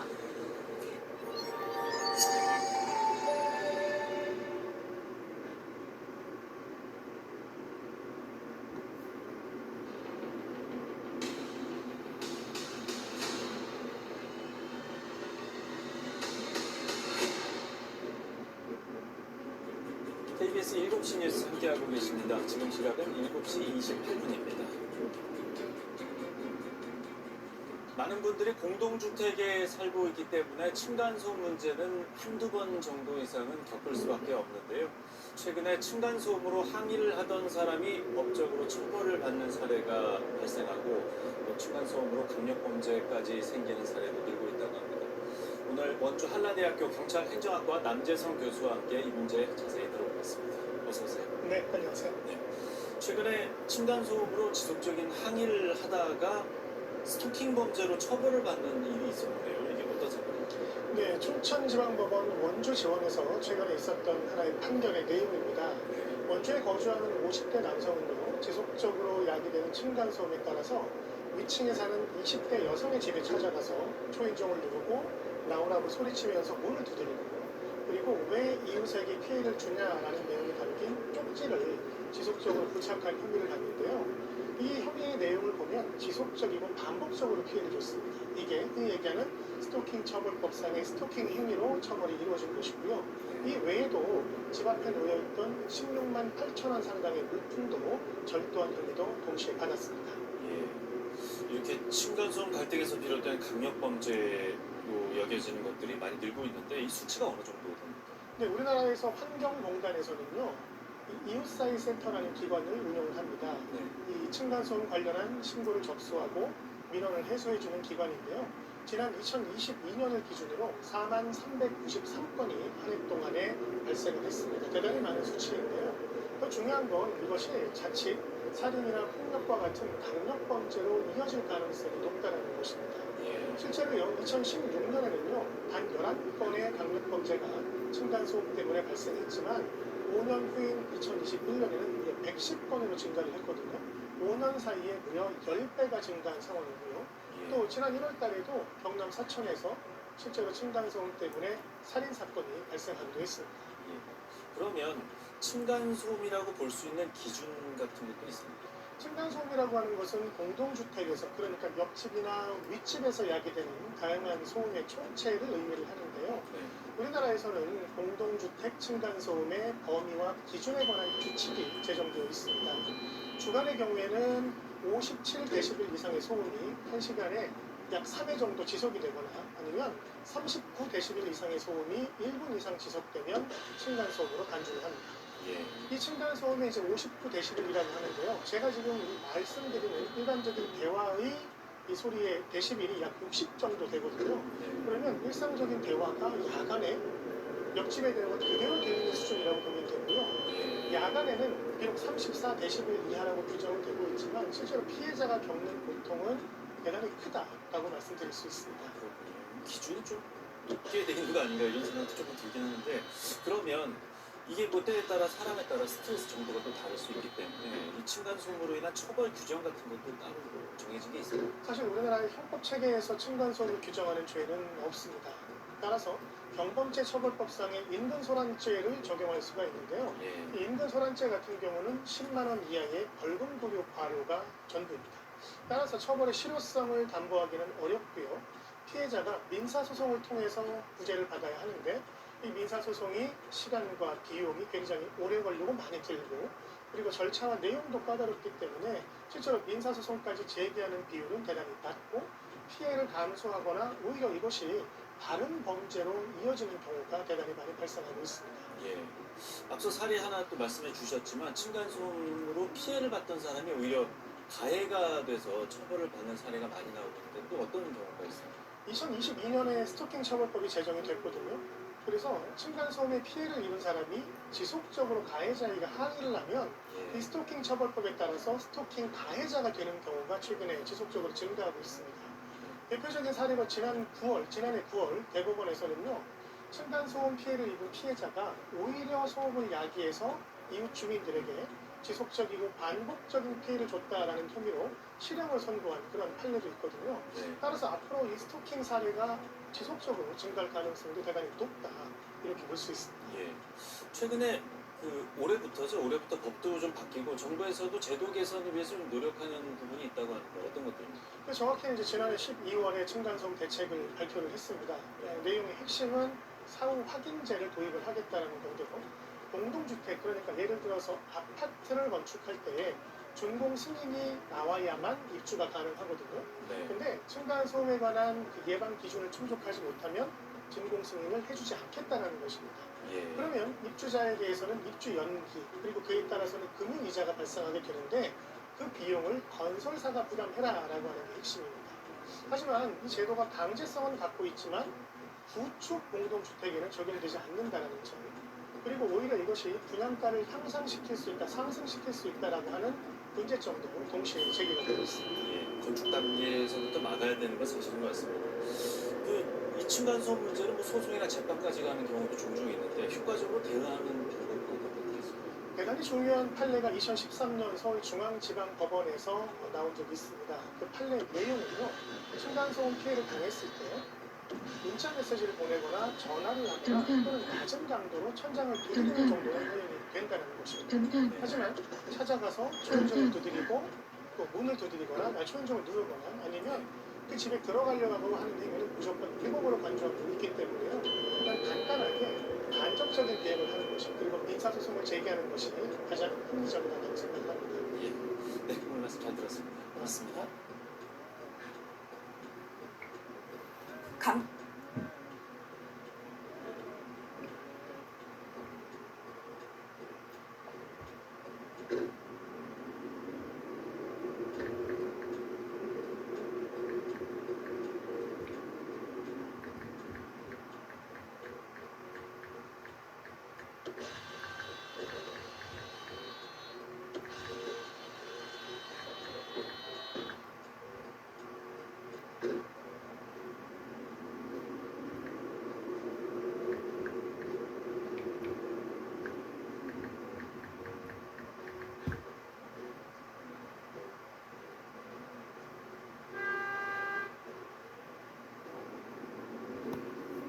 겨울철에는 층간소음이 특히 심해지는데요. 아무래도 실내 활동이 늘어나서 그러는데요. 명절 때가 되면 층간소음 갈등은 더해집니다. 어느 정도인지 은준수 기자가 전해줍니다. 시도 때도 없이 위층에서 들려오는 쿵쿵대는 소리. 이런 층간소음 문제는 겨울철 두드러지게 증가하는 것으로 나타났습니다. 서울시가 2014년 4월부터 접수된 층간소음 민원 2,500여 건을 분석한 결과입니다. 지난해 기준으로 보면 10월에는 민원이 51건이었지만 12월에는 109건으로 피해 요소가 배로 늘었습니다. 층간소음 건의는 뛰거나 걷는 소리가 절반 이상으로 가장 많았고 망치질과 가구 끌기, 반려동물 짖는 소리 등이 귀를 이었습니다. 피해를 호소한 세대는 아래층이 70% 가까이를 기록해 압도적으로 많았습니다. 위층이 민원을 제기한 경우도 25% 가까이 나타났는데 우퍼 스피커 설치 등 아래층의 보복 소음으로 고통을 겪고 있는 것으로 조사됐습니다.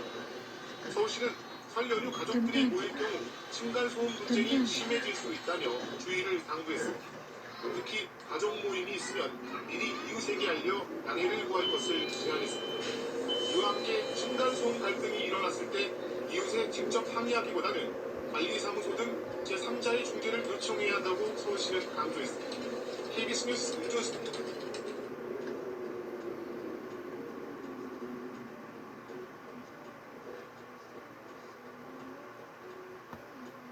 하루 10분 코를 따뜻하게 해주면 당신의 코는 믿을 수 없는 변화를 겪게 됩니다. 10일이면 장기침과 콧물이 줄어들고 100일 뉴스브리핑 더보기 뉴벨 더 시간입니다.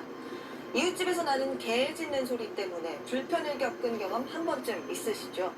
그렇다 보니 인터넷에서는 이 영상이 수년 전부터 큰 웃음과 함께 공감을 얻고 있기도 합니다.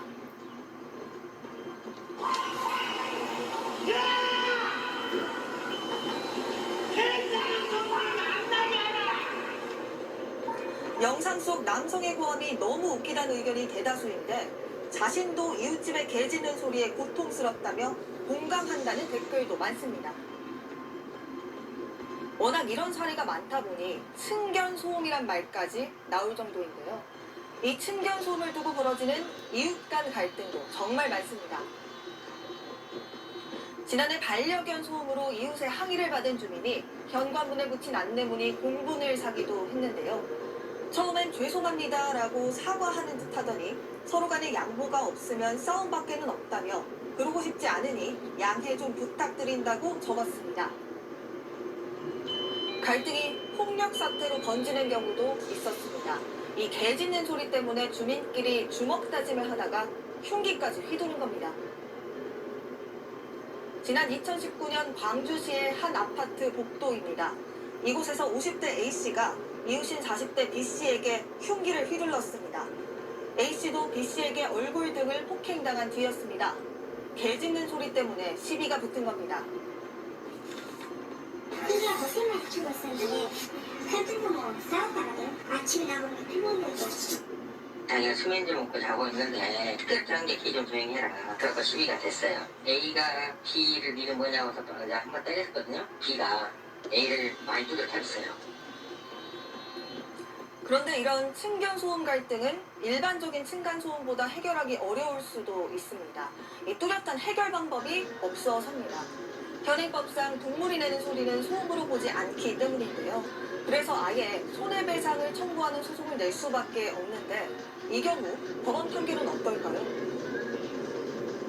지난해 광주의 한 아파트 입주민은 이사 오자마자 개 짖는 소리에 매일 고통받았습니다. 아래층 개가 하루 5시간 넘게 짖었던 겁니다. 처음엔 관리사무소에 민원을 넣고 아랫집 주민에게 하소연했지만 이해해달라, 다른 곳에 보내긴 어렵고 개 훈련사 상담을 해보겠다는 답이 돌아왔지만 달라진 건 없었습니다. 결국 석 달이 지나 버티지 못하고 경찰에 신고까지 했지만 개 소음은 신고 대상이 아니란 답변만 돌아왔습니다. 현행법상 소음은 사람의 활동으로 인해 발생하는 소리로 규정돼 있기 때문입니다. 층간소음 문제를 중재해주는 기관에도 문의했지만 역시 같은 답이었습니다. 결국 자신이 떠나려 했지만 집을 내놔도 털리지도 않았습니다. 결국 소송을 제기했고 법원은 아랫집 주민에게 손해배상금 100만 원을 지급하라고 판결했습니다. 재판부는 개 짖는 소리가 매일 반복돼 듣는 사람이 상당한 스트레스를 받게 된다면서 이는 타인에 대한 불법 행위라고 밝혔습니다. 또 듣기 좋은 소리도 한두 번이라는 속담을 생각해 보라면서 앞으로도 아랫집 주민이 개 관리를 잘못해 윗집 주민에게 피해를 준다면 다시 손해배상 청구를 할 수 있다고도 덧붙였습니다. 안녕하십니까, 변사옥입니다. 더 많은 뉴스와 라이브 이벤트를 보고 싶으시면 화면 오른쪽을 눌러서 구독해 보시기 바랍니다. 또 저희 SBS 앱을 다운로드 하시면 속보 알림도 받아보실 수 있습니다. 항상 저희 SBS 뉴스를 시청해 주셔서 대단히 고맙습니다.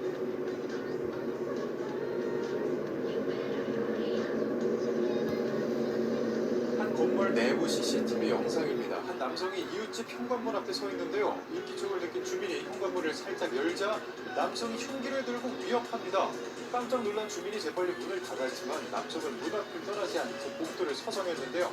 한참을 기다리던 남성은 이웃집 주민이 나오지 않자 마침내 포기한 듯 자신의 집으로 돌아갑니다. 이런 일 겪으면 당연히 경찰을 불러야겠죠. 신고받고 출동한 경찰은 남성의 집으로 찾아가 혹시 조금 전 흉기를 들고 나오셨냐고 물었습니다. 이에 남성은 자신의 집에 흉기가 없다고 부인하며 이웃집에서 매일 개가 짖어서 그만 좀 하라고 말만 하고 왔다고 주장했는데요. 하지만 경찰이 무엇을 들고 나왔느냐며 끈질기게 추궁하자 남성은 나무젓가락을 꺼내 보여줬습니다. 이에 경찰이 집안을 수색한 결과 흉기가 발견됐는데요. 경찰은 찾아낸 흉기와 CCTV 영상을 토대로 남성을 특수 협박 흉기로 체포했습니다. 알고 보니 남성과 피해 주민은 평소 반려견이 짖는 소리가 시끄럽다는 이유로 갈등을 겪어온 것으로 전해졌는데요. 그리고 그들은 대소음 참기 힘든 건 알지만 흉기 들고 찾아가는 건 아니지. 공포의 이웃 겁나서 어떻게 살아. 일 잘하는 경찰 하나가 10범죄 막아낸다 등의 다양한 반응을 보였습니다.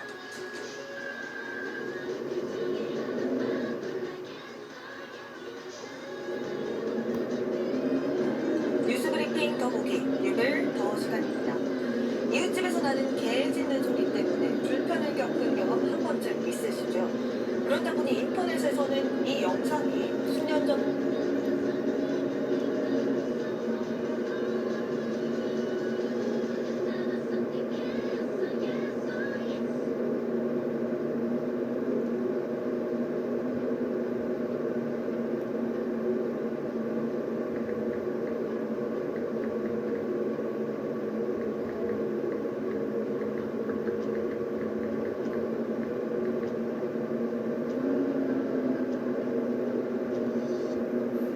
어제 오전 경기 의정부의 한 아파트에서 30대 남성이 위층에 사는 이웃에게 흉기를 휘둘렀습니다.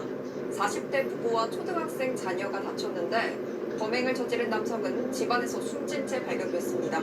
박재현 기자입니다. 아파트 문 앞에 경찰 통제선이 쳐져 있습니다.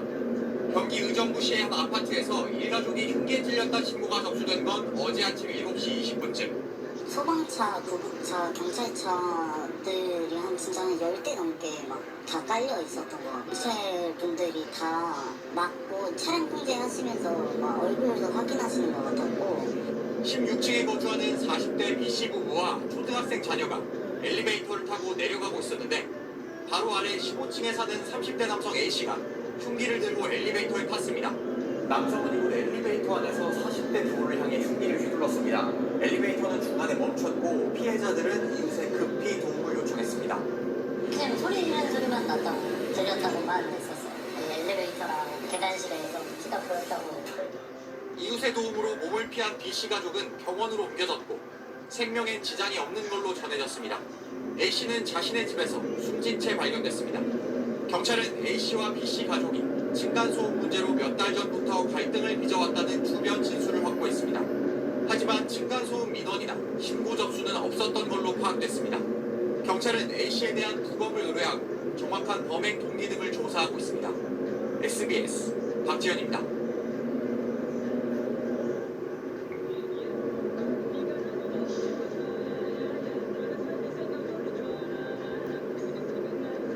서울 강남구 개포동에 있는 한 아파트입니다. 지난 6월 28일 새벽 이 아파트 주민 45살 남성 A씨가 옆집에 살던 남성을 살해했습니다. 이유는 소음으로 인한 갈등이었습니다. 방음이 약한 아파트에서 이웃관계였던 두 사람은 약 7년 전부터 평소에도 소음 문제로 지속적으로 다툼을 벌여왔습니다. 평소 피해자 B씨가 방 안에서 큰 소리로 욕설을 내뱉거나 물건을 던져 부수는 등 소음을 자주 내자 A씨가 항의했고 화가 난 B씨가 A씨 집에 찾아가 문을 두드리며 시비가 붙는 시기였습니다. 갈등이 심해지면서 폭행 시비로까지 이어졌고 서로 상대방을 경찰에 신고하기도 했습니다.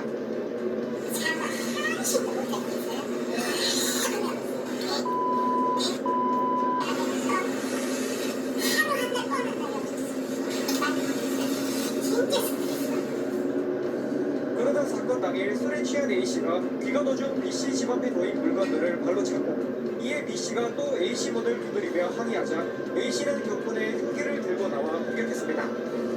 수차례 발로 밟고 주변에 있는 의자로 머리를 여러 차례 때린 끝에 B씨는 뇌사 상태에 빠졌고 약 보름 만에 숨졌습니다.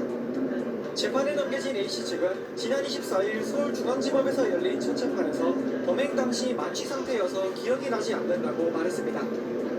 다만 잘못을 인정하고 수사에도 성실히 협조했다며 이를 참작해달라고 요청했습니다.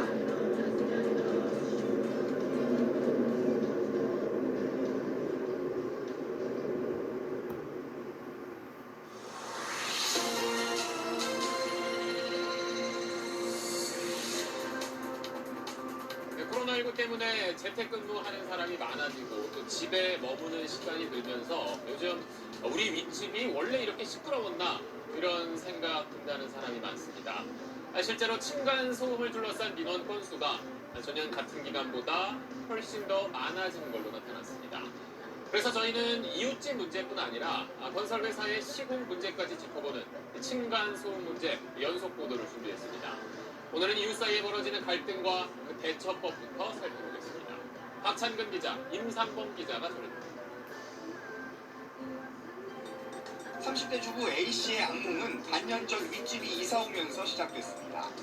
코로나 이전 같았으면 학교나 직장에 가 있을 낮 시간에도 윗집 초등학생 뛰어노는 소리, 윗집 아저씨가 발뒤꿈치로 쿵쿵 걷는 소음에 시달리게 됐습니다. 놀이터 논다니까 집에서 논다라고 생각하는 것 자체가 경기 하남시에 사는 30대 주부 B씨도 비슷한 일을 겪었습니다. 몰랐어요, 확실히.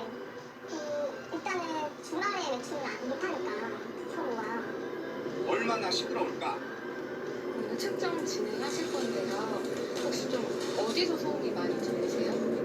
취재진이 한국환경공단과 함께 윗집에서 나는 소음을 24시간 측정해봤습니다. 망치질 수준의 소음, 어른이 뛰는 정도의 소음, 금속 접시를 바닥에 떨어뜨리는 정도의 소음들이 잇따라 소음 측정기에 기록됐습니다. 불편함을 느끼거나 또 그 소리가 반복적으로 계속 되면 예민하게 느끼게 됩니다. 그래서 층간소음은 곧잘 분쟁으로 이어지기도 합니다. 서울 강북구에 사는 50대 주부 C씨. 집이 비어 있는데도 층간소음 때문에 못 살겠다는 아랫집의 항의에 시달렸다고 주장합니다. 아랫집 항의에 집안 곳곳에 CCTV를 설치한 다음 2달 넘게 집을 비우고 집안에 사람이 없었다는 것까지 확인시켜줬지만 소용이 없었습니다. 아랫집 남성은 계단 난간을 둔기로 내리치며 여러 차례 위협했고 계단복도 쓰레기통을 발로 차는 등 폭력적인 항의를 계속했습니다. 한밤중 현관에 대고 입에 담기 힘든 욕설을 뱉고 고함을 치기도 했습니다. 결국 윗집은 이사를 결정했습니다. 저희들은 할 수 있는 방법은 다 했거든요. 원룸을 잡아서 생활하고 있어요. 이런 식의 분쟁은 코로나19로 재택근무가 늘면서 더 늘었습니다. 한국환경공단에 들어온 층간소음 민원은 전년 같은 기간과 비교해 61% 늘었고 신고를 받고 현장에 나가서 소음 측정도를 측정하는 현장 진단 건수도 52% 증가했습니다. 감정 싸움으로 시작해 끔찍한 불상사로 번지고 나는 층간소음 갈등. 어떻게 대처해야 할까? 정부가 정한 공동주택 층간소음 규칙을 보면 낮엔 57데시벨, 밤엔 52데시벨이 넘으면 층간소음에 해당한다고 되어 있습니다. 소음이 기준치를 넘는지 확인하려면 환경부에 있는 층간소음 이웃사회센터에 측정을 요청하거나 자기 돈 들여 전문업체에 의뢰하면 됩니다. 이런 절차를 거치지 않고 환경부와 각 지자체 환경분쟁조정위원회나 국토부 산하 공동주택관리 분쟁조정위원회에 중재를 부탁할 수 있습니다. 환경분쟁조정위원회는 소음 피해를 인정해 배상 결정을 내리기도 하는데 70만 원 수준입니다. 그래도 잘 해결이 안 되니 소송까지 가는 겁니다. 그 증거를 확보해야 되는데 그게 굉장히 어렵잖아요. 그러니까 비용, 시간, 노력을 따져보면 소송은 좋은 방법은 아니죠. 독일은 일정 수준 이상의 소음을 내면 최고 5,000유로, 우리 돈 700만 원 가까운 과태료를 물리고 미국에선 여러 차례 소음이 반복될 경우 강제 퇴거까지 가능합니다. 4집 중 3집이 공동주택에 살며 누군가의 윗집이자 아랫집인 상황에서 재택근무로 집콕이 길어지는 만큼 이유 탓만할 게 아니라 정부 차원의 실효성 있는 층간소음 대책 마련이 시급해 보입니다. SBS 임상범입니다.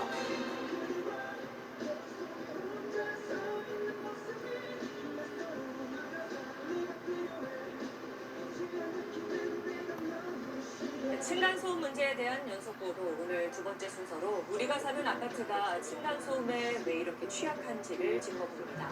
건설사들의 부실 시공 문제, 또 건물 구조적인 부분까지 다각적으로 살펴보고 대안도 고민해봤습니다. 박창근, 임상범 기자가 차례로 전해드립니다. 벽을 타고 들리는 소음에 부부는 잠을 설치고 아이도 깜짝 놀라게 했습니다. 층간소음이다, 아니다, 윗집 아랫집과 다투다 경찰서까지 들락거렸던 부부의 귀에 마침내 소음의 원인이 잡혔습니다. 정말 생각지도 못한 곳에서 소리가 들리기 때문에 범죄의 그 원인을 찾다 보니까 엘리베이터 소리더라고요. 관리사무소를 통해 시공사에 여러 번 항의했지만 나아진 건 없습니다. 성년에 정문세겠다 엘리베이터 교체까지만 좀 참아주시면 안 되나? 부실 시공은 이것뿐만 아닙니다. 2019년 5월 감사원 감사보고서를 보겠습니다. 완공아파트 191세대를 골라 층간소음을 측정했는데 96%는 짓기 전 사전인정 실험 때보다 등급이 낮게 나왔고 60%는 아예 기준치를 충족하지 못했습니다. 층간소음을 줄이려면 콘크리트 슬래브부터 완충제, 경량기포 콘크리트, 마감 모르타르 등을 규정 두께에 맞춰 제대로 된 소재로 깔아야 합니다. 하지만 다지인 아파트 바닥을 뜯어볼 수 없다는 점을 노려 부실 시공을 한 비율이 88%나 됐습니다. 사전 인증만 눈속임으로 통과하면 실제 시공 과정에서 쌍여자재로 대충 지어도 막을 방법이 없습니다. 시험실은 10배 압축한 걸 갖다가 현장에서는 3배 압축하죠. 그러면 돈이 덜 들 거 아닙니까? 그냥 깔아버리고 그냥 덮는 겁니다. 세금으로 짓는 공공아파트도 마찬가지입니다. SBS가 입수한 한국토지주택공사 LH의 내부 문건입니다. 최저가 입찰과 덤핑 수주로 값싼 바닥 완충제가 쓰이고 있고 이를 제재할 방법도 없고 재시공도 곤란하다고 나와 있습니다. 입주민들이 기준 미달에 대해 피해 보상 요구를 할 수도 있다는 대목도 있습니다. LH는 이에 대해 문제를 방치하려는 의도가 아니라 개선하기 위해 작성한 문건이라고 해명했습니다. 더 큰 문제는 입주민들이 이런 상황에서도 건설사를 상대로 집단 소송하기가 쉽지 않다는 겁니다. 일부 세대가 부담하기에 소송을 아마 많지 않을 거예요. 층간소음 문제가 있다는 게 소문나면 더 큰 문제다라고 생각하는 경우가 많은 것 같습니다. 층간소음을 막기 위해 아예 아파트 구조를 바꿔보자는 시도도 있습니다. 우리나라는 현재 벽식 구조가 대세입니다. 시공이 쉽고 비용이 저렴해 30년 넘게 대부분의 아파트가 이 방법으로 지어졌습니다.